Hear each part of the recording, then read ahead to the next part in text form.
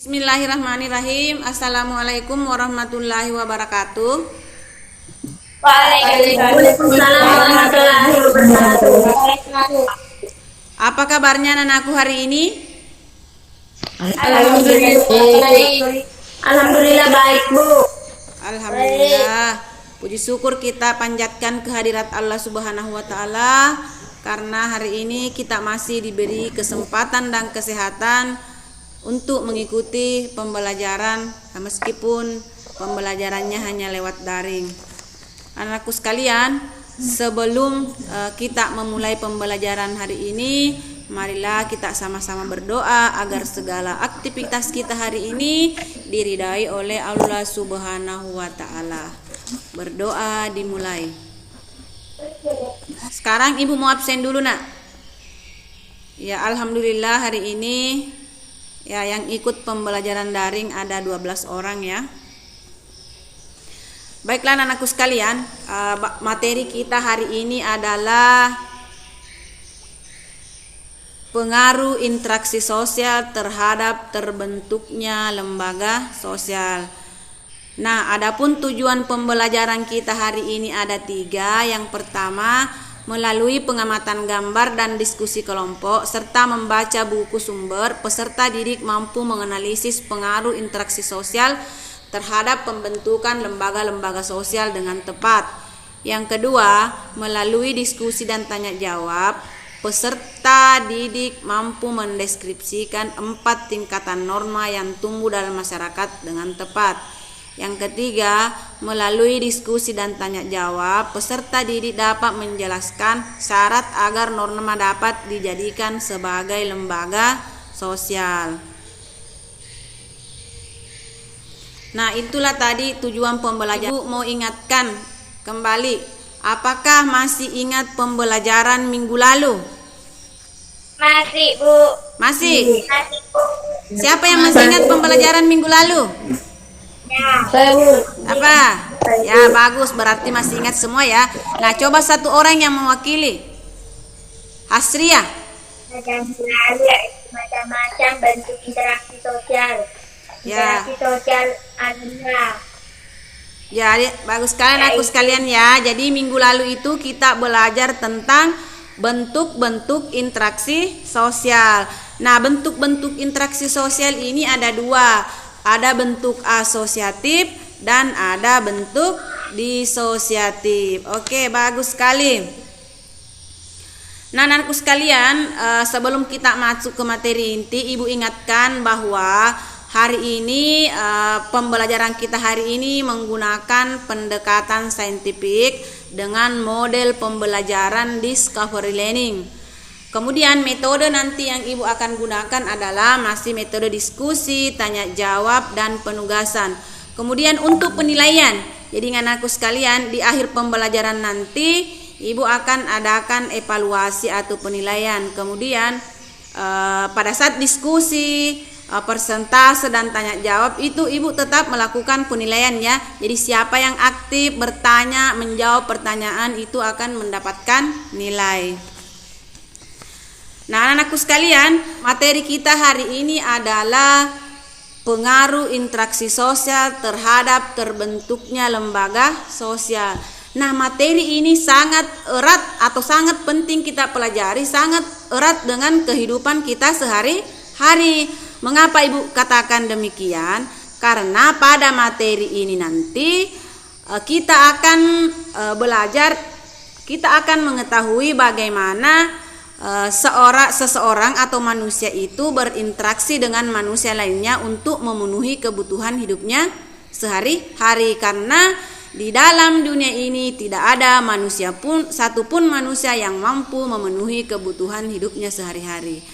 Nah, anakku sekalian, sebagai motivasi saya ingin bertanya anakku sekalian, bagaimanakah cara seseorang itu memenuhi kebutuhan hidupnya? Ada? Ada, Bu, saya. Ya, silahkan Kasnita. Yaitu dengan cara berinteraksi oleh orang Ya, bagus sekali. Kenapa ini Kasnita langsung menghilang? Ya, mungkin jaringannya kurang bagus nak ya. Jadi tadi temannya mengatakan bahwa seseorang manusia itu memenuhi kebutuhannya itu ya mereka melakukan interaksi dengan orang lain. Oke, anakku sekalian, sekarang kita masuk ke kegiatan inti. Nah, anakku silahkan perhatikan peta konsep yang Ibu tayangkan di slide ya. Peta konsep di sini ada kebutuhan, interaksi, aturan, dan lembaga sosial. Anakku sekalian, sekarang dengarkan penjelasan Ibu bahwa di dalam memenuhi manusia itu memiliki banyak kebutuhan dan tidak ada satupun manusia yang mampu memenuhi kebutuhannya itu sendiri ya, tanpa bantuan orang lain. Nah, untuk memenuhi kebutuhannya itu mereka harus berinteraksi dengan orang lain. Adanya interaksi dengan orang lain itu sehingga memunculkan aturan-aturan atau norma-norma yang mengatur sehingga terbentuklah lembaga sosial. Nah, sebagai contoh kalian bisa lihat di gambar. Nah, yang digambar ini adalah minimarket atau pasar modern. Nah, anakku sekalian bisa perhatikan bahwa adanya kebutuhan manusia, kebutuhan hidup sehari-hari manusia, misalnya dalam hal ini adalah makan dan minum. Sehingga terjadilah interaksi antara penjual dan pembeli. Kemudian lembaga sosial yang mengatur adalah pasar. Bagaimana? Mengerti maksudnya? Ibu. Nah, anakku sekalian, Ibu. begitupun dengan gambar 2. Ya, ini adalah gambar di mana siswa menerima pendidikan. Nah, anakku sekalian, ini kebutuhan manusia akan pendidikan, sehingga lahirlah interaksi antara guru dengan siswa. Lembaga yang mengatur adalah sekolah. Berikutnya ini ada gambar apa ini? Lembaga agama. Nah, kebutuhan manusia ingin mendekatkan diri dengan Tuhan, ingin berhubungan dengan manusia lain dengan manusia yang lainnya, mempererat tali persaudaraan sehingga terjadilah interaksi antara ya manusia itu, baik itu sesama muslim atau sesama yang berbeda agama atau sesama agama. Nah, kemudian ada lembaga-lembaga yang mengatur, yaitu lembaga agama. Nah, berikutnya ini adalah lembaga keluarga.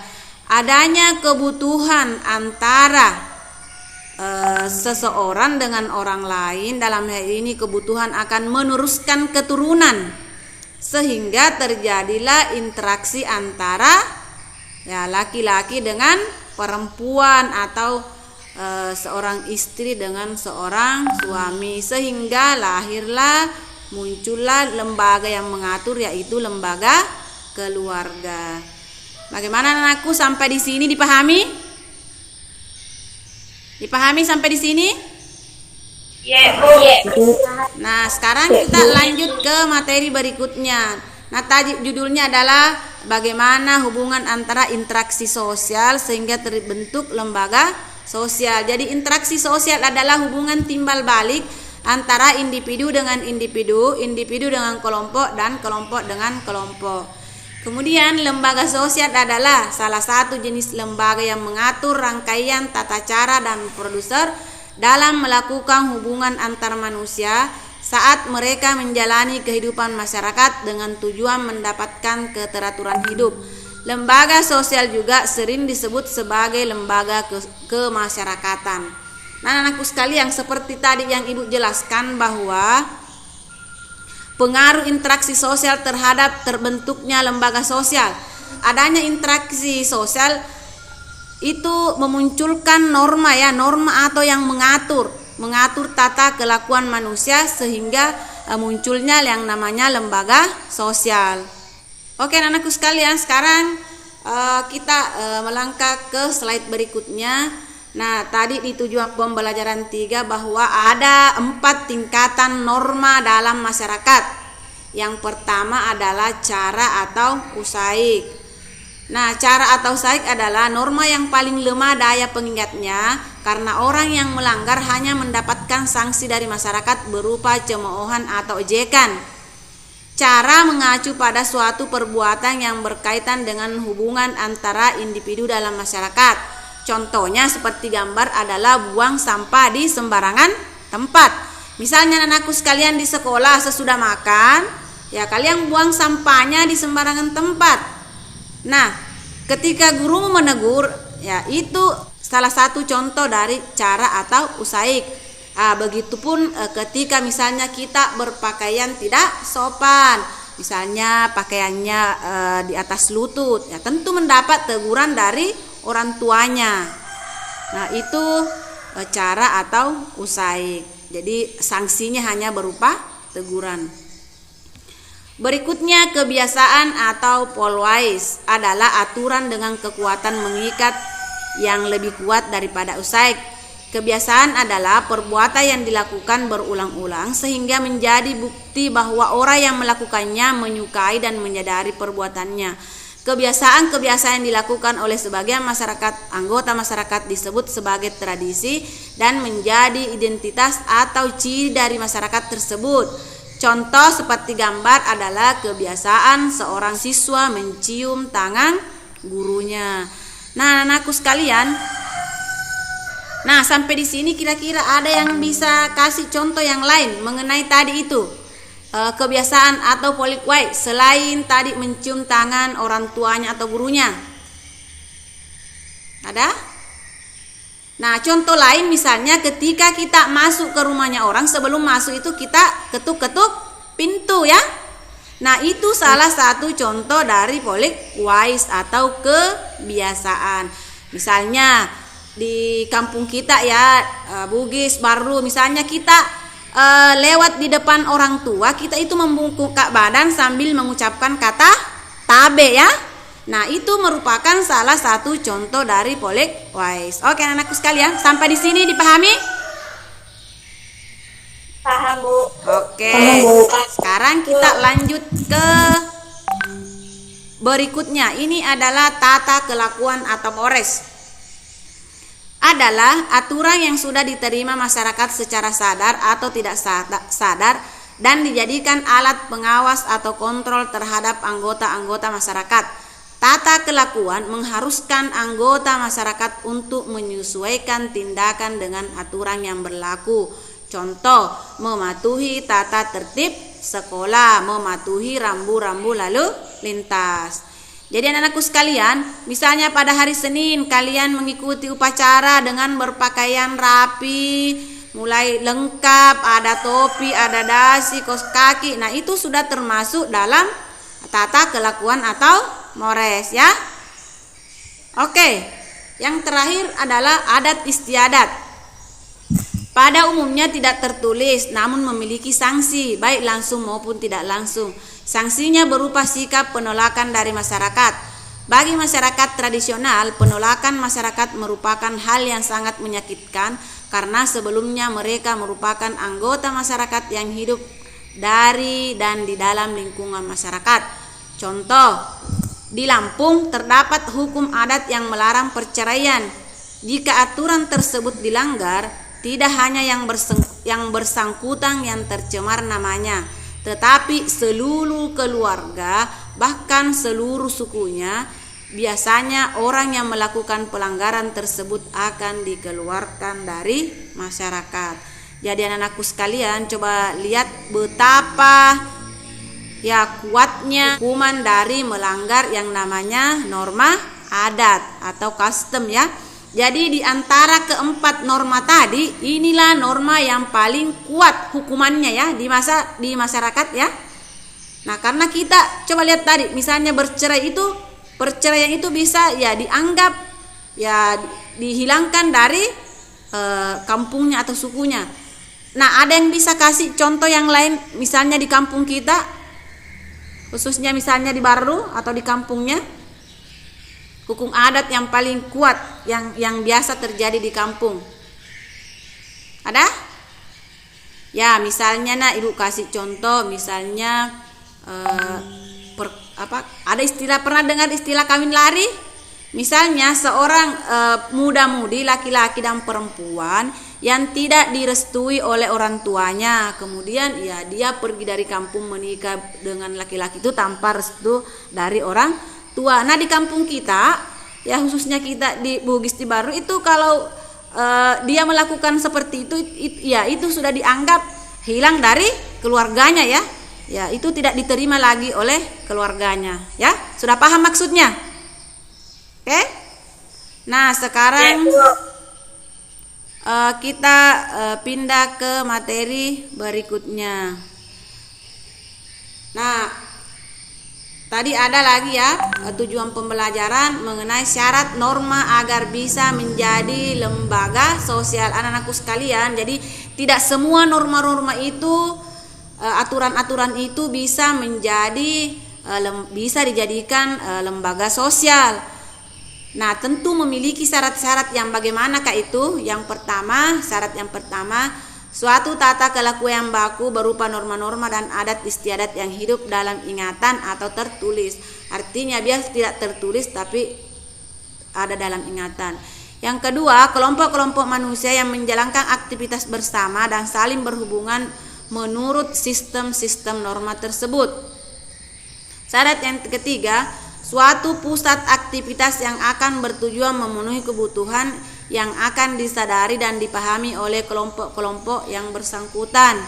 Yang keempat, sistem aktivitas itu dibiasakan atau disadarkan pada kelompok-kelompok yang bersangkutan dalam suatu masyarakat untuk kurun waktu yang lama.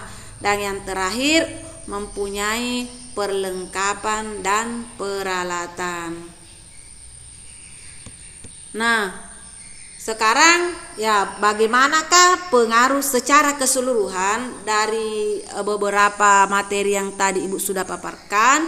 Jadi sesuai dengan judul kita hari ini, pengaruh interaksi sosial terhadap pembentukan lembaga sosial.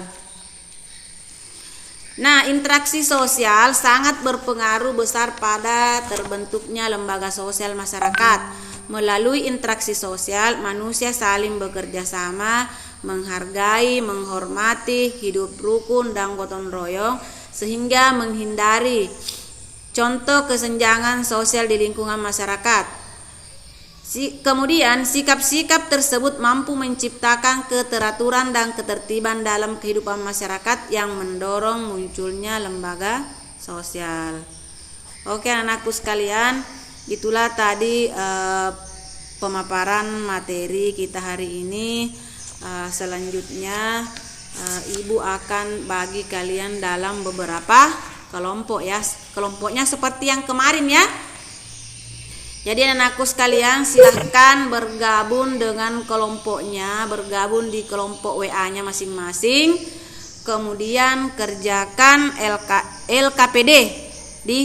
Sebentar Ibu akan bagikan LKPD-nya ya. Ya, silahkan anak-anakku sekalian. Ya, Ibu akan bagikan LKPD-nya.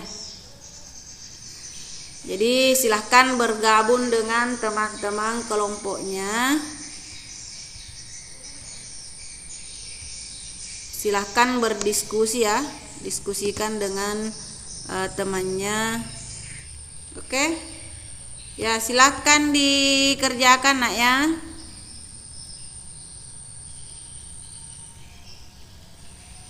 Silahkan bergabung dengan teman-teman kelompoknya untuk mengerjakan LKPD-nya ya. Jadi LKPD-nya Ibu sudah bagikan di grup WhatsApp. Ya, silahkan dikerjakan. Jadi hanya ada 3 nomor. Ya, silahkan dikerjakan secara berkelompok. Nah, mengenai pengerjaan LKPD ini ada yang mau bertanya. Jadi Ibu jelaskan bahwa untuk LKPD-nya silahkan diikuti petunjuknya. Di dalam itu ada petunjuk. Kemudian anakku sekalian, tulis saja di kertas selembar, bisa juga di bukunya ya. Nah, nanti setelah selesai Ya, silahkan dikirim ke grup WA-nya Ibu. Oke? Ya, Ibu kasih waktu 15 menit dari sekarang ya. Bagaimana? Mana suaranya semua? Siap mengerjakan LKPD? Siap, Bu. Nah, silahkan bergabung dengan kelompoknya masing-masing. Ingat, ketua kelompok silahkan koordinir teman-temannya lewat WA ya. Sebentar laporkan sama Ibu siapa yang tidak ikut berpartisipasi. Jadi mulai sekarang silahkan dikerjakan. Ibu kasih waktu 15 menit. Jadi setelah 15 menit nanti kita bergabung kembali. Jadi kalau ada kendala-kendalanya bisa bertanya sama Ibu ya. Oke? Iya, Bu. Iya, Bu.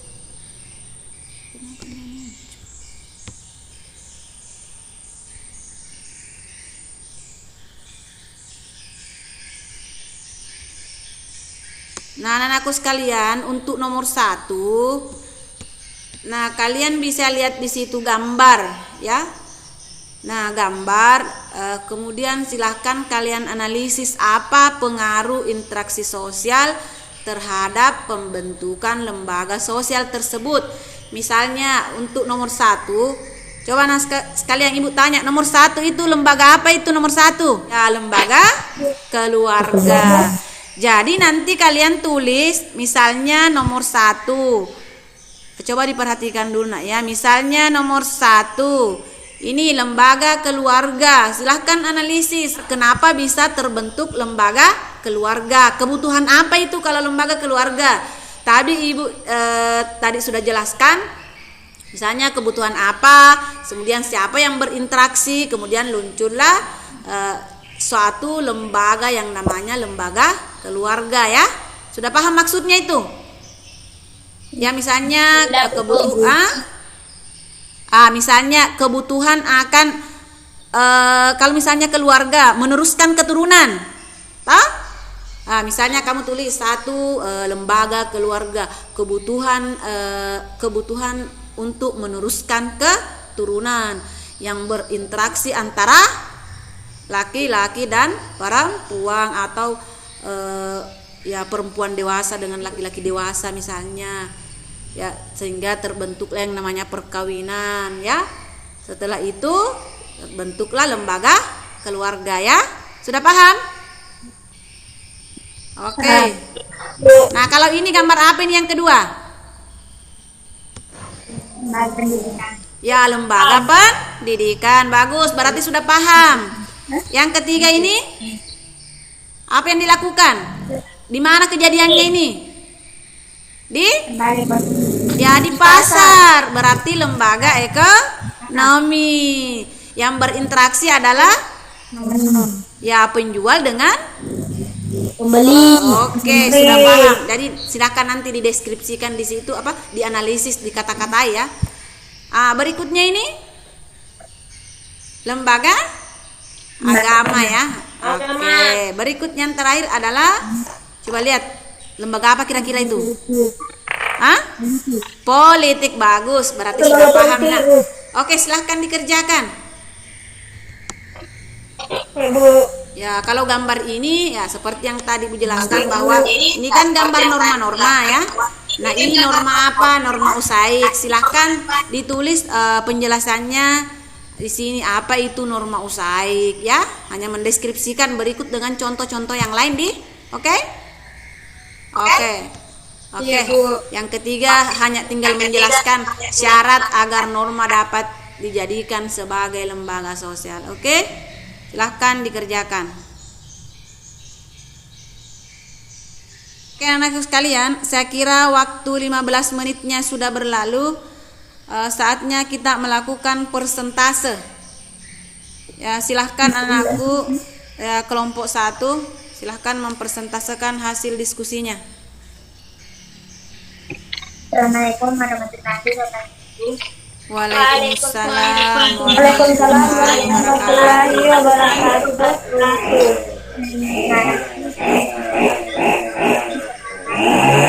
Saya untuk membacakan hasil diskusi gambar 1.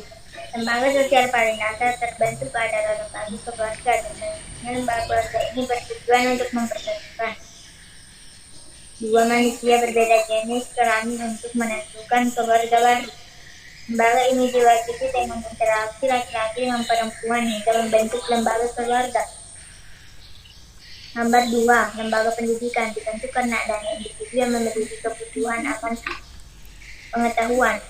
Bisa didapatkan apabila adanya interaksi antara guru dan murid. Guru bertugas untuk menyampaikan sedangkan murid mendengar dan mendapatkan pengetahuan dari proses belajar mengajar. Ini yang mendapat terbentuk lembaga pendidikan seperti sekolah, tempat belajar, dan situs dan lain-lain.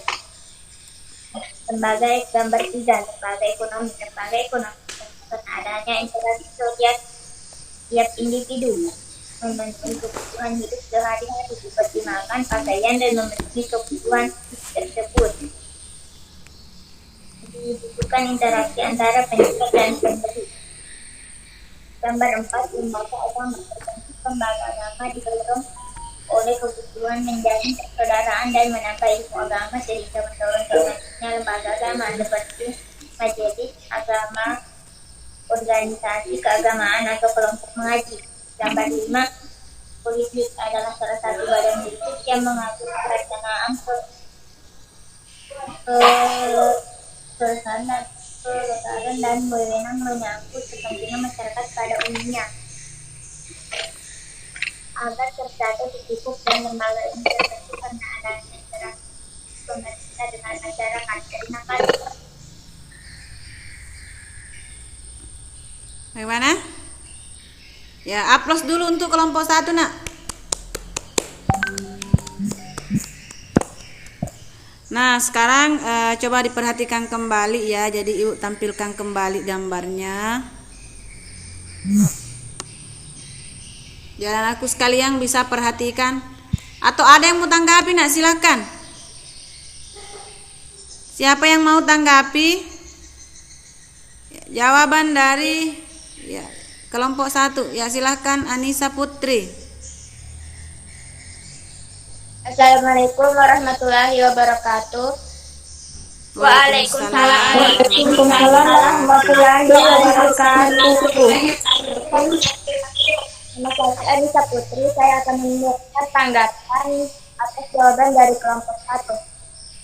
Jawaban kami hampir sama, namun ada beberapa yang berbeda, yaitu pada gambar 4 dan gambar 5. Menurut pendapat kami, pada gambar 4 adalah lembaga politik.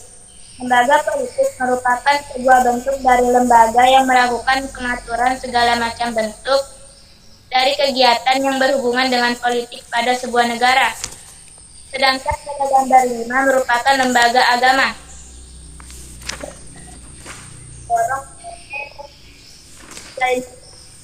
Menambah itu sehingga mendorong lembaga agama seperti majelis agama, organisasi keagamaan, atau kelompok kajian dan terima kasih. Oke, ya terima kasih Anissa Putri. Baiklah, silakan anak-anakku sekalian perhatikan kembali gambar ya.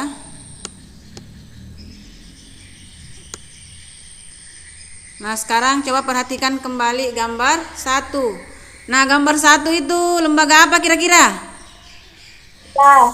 Ya, lembaga keluarga. Ya, anakku sekalian, jadi coba diperhatikan gambar 1 adalah lembaga keluarga. Jadi pengaruh interaksi sosial terhadap terbentuknya lembaga sosial yaitu lembaga keluarga. Nah, lembaga sosial yang paling dasar terbentuk adalah lembaga keluarga. Terbentuknya lembaga keluarga ini bertujuan untuk mempersatukan dua manusia yang berbeda jenis kelamin untuk menentukan keluarga baru. Lembaga perkawinan diawali dengan interaksi laki-laki dan perempuan hingga terbentuklah lembaga keluarga. Anakku sekalian, jadi adanya kebutuhan untuk meneruskan keturunan sehingga terjadilah interaksi antara pria dewasa dengan wanita dewasa, kemudian melakukan yang namanya perkawinan. Jadi ada norma yang mengatur, ada aturan yang mengatur, yaitu perkawinan, sehingga terbentuklah nanti yang namanya lembaga keluarga. Jadi dari perkawinan itu ya mendapatkan keturunan anak-anaknya sehingga terbentuklah lembaga keluarga. Nah, selanjutnya kita pindah ke nomor 2. Gambar apa ini nomor 2, Nak? Pendidikan. Nah, anak-anakku kalian coba diperhatikan kembali. Lembaga pendidikan terbentuk karena adanya individu yang memiliki kebutuhan akan pengetahuan dan keterampilan. Pengetahuan bisa didapatkan apabila adanya interaksi antara guru dengan murid. Guru bertugas untuk menyalurkan ilmu, sedangkan muridnya atau siswa menyerap dan mendapat pengetahuan dari proses belajar mengajar. Hal inilah yang mendorong terbentuknya lembaga pendidikan seperti sekolah atau tempat belajar lainnya, misalnya kegiatan kursus. Jadi anakku sekalian, jadi manusia membutuhkan yang namanya pendidikan. Nah, sehingga terbentuklah interaksi antara guru dengan peserta didik. Kemudian lembaga yang mengatur dalam hal ini adalah sekolah atau lembaga pendidikan. Gambar ketiga. Nah, ini terjadi seperti dilihat di gambar, itu terjadi di pasar. Lembaga ekonomi. Ya, lembaga ekonomi. Lembaga ekonomi terbentuk karena adanya interaksi sosial antar individu yang ingin memenuhi kebutuhan hidupnya sehari-hari seperti makan dan pakaian. Nah, untuk memenuhi kebutuhannya tersebut dibutuhkan interaksi antara penjual dan pembeli. Ya, sehingga terbentuklah suatu lembaga yang mengatur, yaitu pasar. Dalam hal ini adalah lembaga ekonomi. Kemudian yang keempat adalah lembaga agama.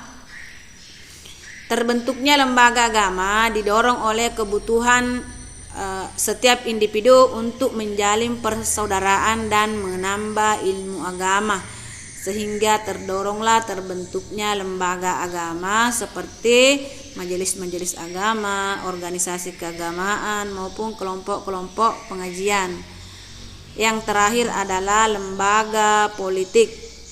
Lembaga politik adalah suatu badan khusus yang mengatur pelaksanaan kekuasaan dan wewenang menyangkut kepentingan masyarakat pada umumnya agar tercapai suatu keteraturan dan tata tertib dalam kehidupan masyarakat. Lembaga ini terbentuk karena adanya interaksi antara pemerintah dengan masyarakat. Oke, nah sekalian, sekarang kita pindah ke nomor 2 ya. Ya, nomor 2. Silakan, Nak. Kelompok 2. Assalamualaikum warahmatullahi wabarakatuh. Waalaikumsalam warahmatullahi wabarakatuh. Waalaikumsalam warahmatullahi wabarakatuh. Waalaikumsalam warahmatullahi. Perkenalkan, nama saya Nur Intan. Saya akan membacakan hasil diskusi kelompok kami. Pertama, cara atau usai. Norma yang lemah dari peningkatnya karena orang yang melanggar hanya mendapatkan sanksi dan masyarakat berupa cemoohan dan ejekan. Cara mengaku pada suatu perbuatan yang berkaitan dengan hubungan antar individu dalam masyarakat.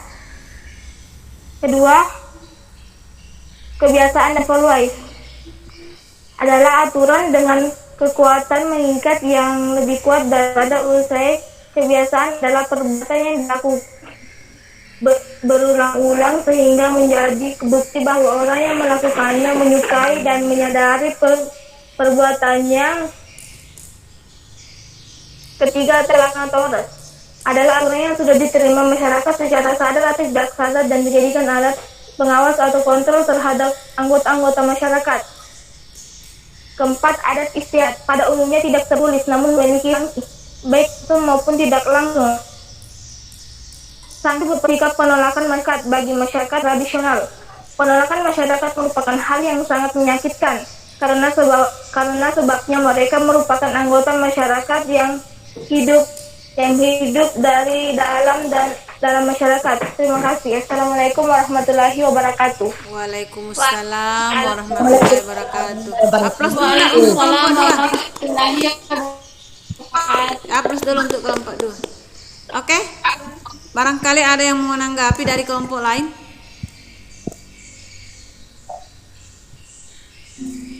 Saya Ada? Ya, silahkan. Ya, Nur Hikmah ya dari kelompok 4. Silahkan. Nak. Assalamualaikum warahmatullahi wabarakatuh. Waalaikumsalam warahmatullahi wabarakatuh. Wabarakatuh. Waalaikumsalam warahmatullahi wabarakatuh. Perkenalkan, nama saya Nur Hikmah, perwakilan dari kelompok 4. Saya akan menanggapi hasil diskusi dari kelompok 2. Cara atau usek. Cara lebih terlihat pada perbuatan individu dalam masyarakat. Penyimpangan dalam cara ini tidak akan mendapatkan hukuman berat, akan tetapi hanya kekelaan. Contoh tindakan yang melanggar norma ini antara lain cara seseorang membuang sampah. Jika ada seseorang membuang sembarangan, cenderung mendapat celaan karena melakukan tindakan yang tidak sesuai pada tempatnya.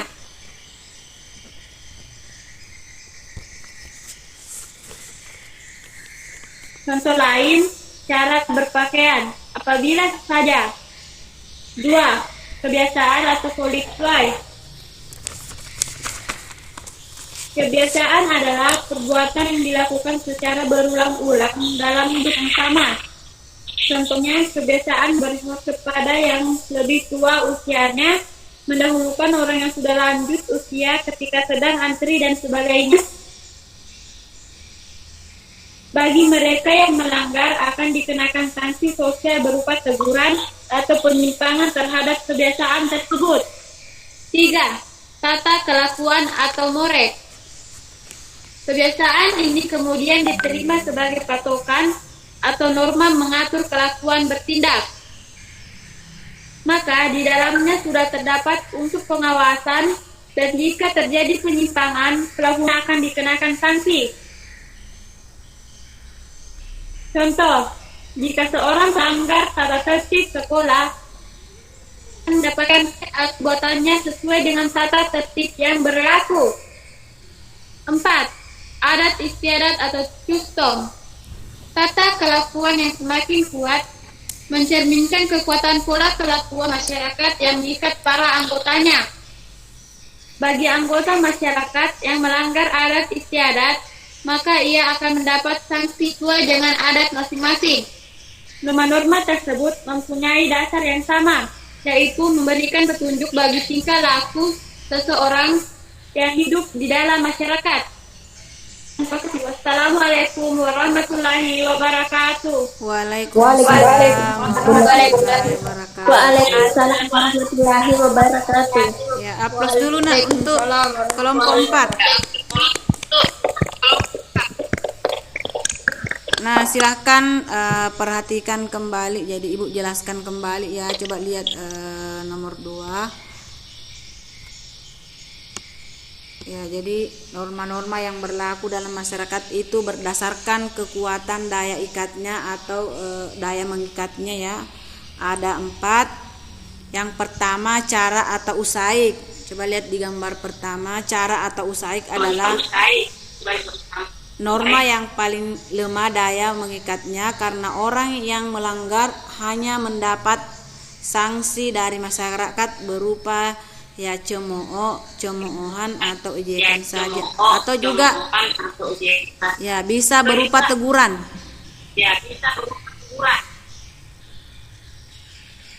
Ya, dinonaktifkan dulu mikrofonnya nak Nur Hikmah.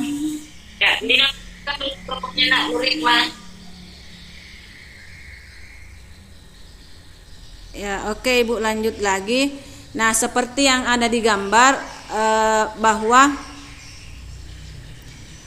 apabila orang membuang sampah di sembarangan tempat, maka akan mendapatkan sanksi sesuai ya akan mendapatkan sanksi ya.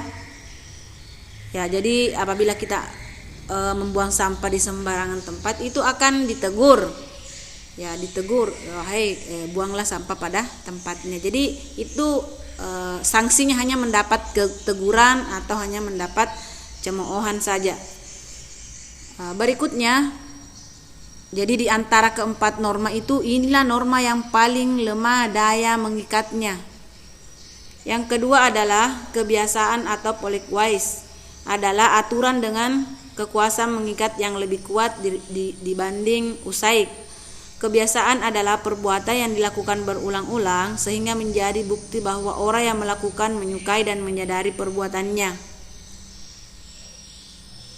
Kebiasaan-kebiasaan yang dilakukan oleh sebagian besar anggota masyarakat ya disebut sebagai tradisi dan menjadi identitas atau ciri dari masyarakat tersebut. Nah, seperti yang ada di gambar itu, bahwa ya pada saat kita bertemu dengan orang lain yang lebih tua atau yang lebih tinggi jabatannya dengan kita, ya itu kita melakukan dengan kebiasaan membungkukkan badan, ya seperti yang terlihat pada gambar. Ya, di kampung kita barangkali lain juga, misalnya kalau di kampung apabila kita lewat di depannya orang tua atau orang banyak, ya kita itu membungkukkan badan sambil mengucapkan kata tabe, ya itu kebiasaan kita ya sebagai ya Bugis, ya di kampung kita di Bugis, khususnya di Baru, ya. Nah, kemudian yang ketiga adalah tata kelakuan atau mores. Ya, anak-anakku sekalian bisa perhatikan, tata kelakuan atau mores adalah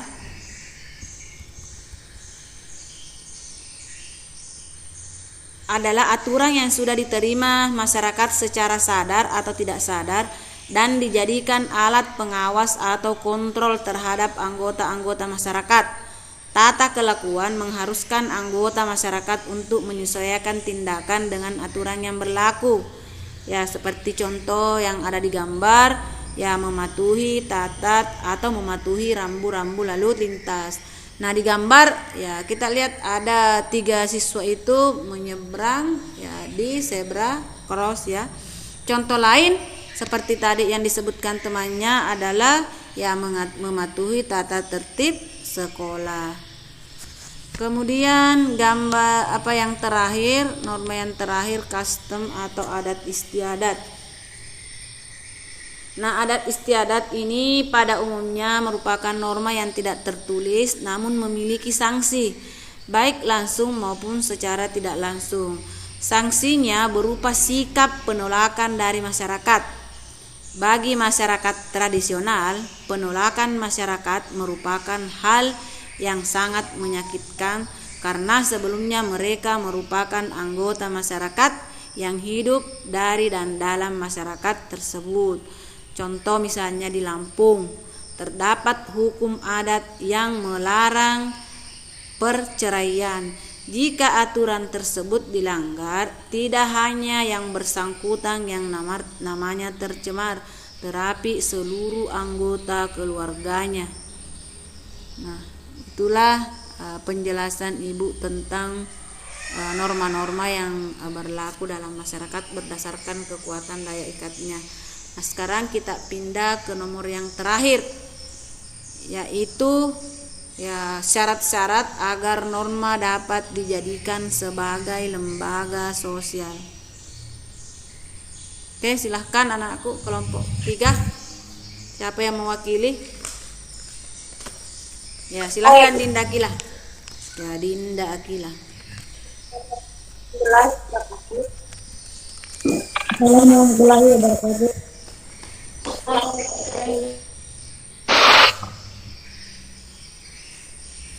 Saya perwakilan dari kelompok 3 akan memaparkan hasil diskusi kami. Menurut diskusi kami, yaitu masyarakat menerima norma tersebut. Yang kedua, norma tersebut menjiwai seluruh warga dalam sistem sosial. Yang ketiga, norma tersebut mempunyai sanksi yang mengikat setiap masyarakat. Ya, aplaus dulu untuk kelompok 3. Nah, anak-anakku sekalian, ini ada beberapa syarat agar norma bisa dijadikan sebagai lembaga sosial. Yang pertama, suatu tata kelakuan yang baku berupa norma-norma dan adat istiadat yang hidup dalam ingatan atau tertulis. Yang kedua, kelompok-kelompok manusia yang menjalankan aktivitas bersama dan saling berhubungan menurut sistem-sistem norma tersebut. Yang ketiga, suatu pusat aktivitas yang bertujuan memenuhi kebutuhan yang disadari dan dipahami oleh kelompok-kelompok yang bersangkutan. Yang keempat, sistem aktivitas itu dibiasakan atau didasarkan pada kelompok-kelompok yang bersangkutan dalam suatu masyarakat untuk kurun waktu lama. Dan yang terakhir adalah mempunyai perlengkapan dan peralatan. Nah, itulah tadi pembahasan tentang materi-materi yang kita sudah diskusikan di lembar kerja peserta didik. Anak-anakku sekalian, karena semua kelompok sudah persentase, nah sekarang kira-kira siapa yang mau mewakili teman-temannya untuk melakukan refleksi, untuk melakukan kesimpulan? Saya, Bu. Ya, silahkan. Atau sebelum kesimpulan, tunggu dulu nak. Sebelum kesimpulan, kira-kira ada yang belum dipahami tidak tentang materi yang kita pelajari hari ini? Ada yang belum dimengerti? Sudah mengerti semua? Hah? Sudah mengerti semua? Sudah? Sudah. Alhamdulillah kalau sudah mengerti semua. Nah, sekarang siapa kira-kira yang bisa mewakili teman-temannya untuk membuat kesimpulan? Saya, Bu. Ya, silahkan Nur Alifah. Assalamualaikum warahmatullahi wabarakatuh. Waalaikumsalam. Warahmatullahi wabarakatuh. Assalamualaikum warahmatullahi wabarakatuh.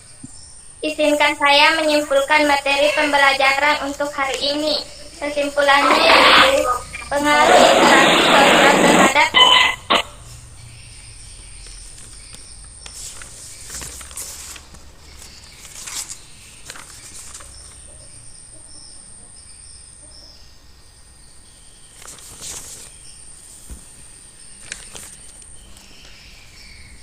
hidup rukun dan tunjangan sosial di lingkungan masyarakat. Kemudian, sikap-sikap tersebut mampu menciptakan keteran masyarakat yang mendorong munculnya lembaga sosial. Tingkat norma berdasarkan kekuatan daya ikat ada 4, yaitu 1. Cara atau usai, 2. Kebiasaan atau folwai, 3. Tata kelakuan atau mores, 4. Adat istiadat atau kostum. Syarat norma yang dikategorikan sebagai lembaga sosial yaitu 1. Sebagian besar anggota masyarakat menerima norma tersebut. 2. Norma tersebut menjiwai seluruh warga dalam sistem sosial. 3. Norma tersebut mempunyai sanksi yang mengikat. Sekian dari saya. Wassalamualaikum warahmatullahi wabarakatuh. Waalaikumsalam warahmatullahi wabarakatuh. Ya, jadi kesimpulannya tadi ya, sudah bagus sekali kesimpulan dari temannya Nur Alifah. Waalaikumsalam warahmatullahi wabarakatuh. Ya, jadi kesimpulan yang diberikan tadi ya sudah jelas sekali. Jadi Ibu tambahkan sedikit bahwa interaksi sosial adalah kunci dari semua kehidupan sosial ya. Kunci dari semua kehidupan sosial, karena tanpa interaksi sosial tidak mungkin ada kehidupan bersama. Jadi bertemunya orang perorangan atau kelompok dalam pergaulan hidup akan menghasilkan suatu kelompok sosial yang hidup bersama yang membutuhkan suatu aturan sehingga melahirkan lembaga untuk memenuhi kebutuhan hidup manusia. Ya, jadi itu saja tambahannya tadi. Untuk refleksi kali ini Ibu akan melakukan refleksi. Alhamdulillah pembelajaran kita hari ini berjalan dengan lancar. Ibu juga sudah lihat kalian tadi sudah mampu, sudah bisa mempersentasekan hasil diskusinya, kemudian sudah mampu menanggapi pendapat dari temannya, juga sudah mampu membuat kesimpulan. Jadi alhamdulillah pembelajaran hari ini kita berhasil dan anak-anakku sekalian juga mengikuti pembelajaran ya secara antusias ya. Nah, baiklah anak-anakku sekalian, seperti yang Ibu janjikan tadi sebelum kita menutup pembelajaran bahwa Ibu akan memberikan evaluasi ya, evaluasi. Jadi nanti anak-anakku akan kerjakan evaluasi tersebut. Sebentar Ibu akan kirimkan ya. Jadi silahkan dilihat di WA-nya. Ibu dulu kirimkan alamat webnya, alamat linknya, kemudian nanti kalian kerjakan seperti biasa ya. Jadi buka, kerja, kemudian kirim kembali jawabannya. Oke?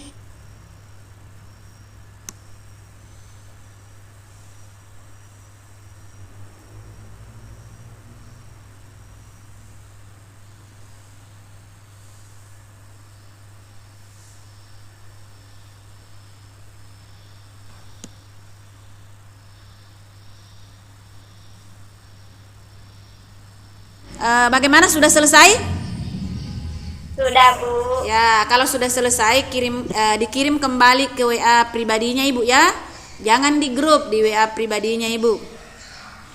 Oke anakku sekalian, karena evaluasi juga sudah selesai. Baiklah. Ibu akan menyampaikan bahwa pembelajaran kita minggu depan adalah jenis-jenis lembaga sosial dan fungsinya. Jadi anakku sekalian silahkan belajar di rumahnya, cari sumber, bisa dari buku, bisa juga dari internet mengenai jenis-jenis lembaga sosial dan fungsinya. Tidak lupa juga Ibu sampaikan bahwa anakku sekalian tetaplah menjaga kesehatan. Jadi kalau keluar pakai masker, rajin mencuci tangan dan hindari berkerumunan dengan orang banyak ya. Baiklah, sebelum kita mengakhiri pembelajaran ini, marilah kita sama-sama berdoa. Doa dimulai. Doa selesai. Oke, Ibu ucapkan alhamdulillahirabbil alamin. Assalamualaikum warahmatullahi wabarakatuh. Waalaikumsalam warahmatullahi wabarakatuh.